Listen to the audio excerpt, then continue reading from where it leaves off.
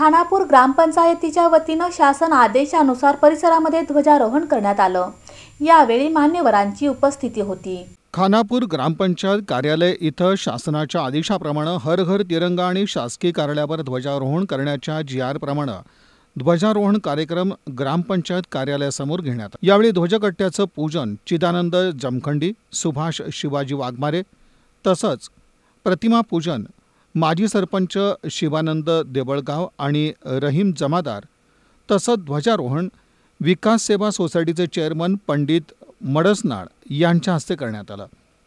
यावेळी सरपंच सैफन पटेल, उपसरपंच सुधाकर अदेवाडी, ग्रामपंचायत सदस्य राजाबाई बोरगाव, खंडू बसरगे, भीमाशंकर बनसोडे, कृष्णात वाघमारे, विठ्ठल बिराजदार, राजकुमार मडसनाळ, लक्ष्मीबाई बसरगे, ग्रामसेवक प्रवीण बिभुते, ग्रामपंचायत कर्मचारी हनुमंत कोळी, सैफन पटेल आदींची उपस्थिती होती।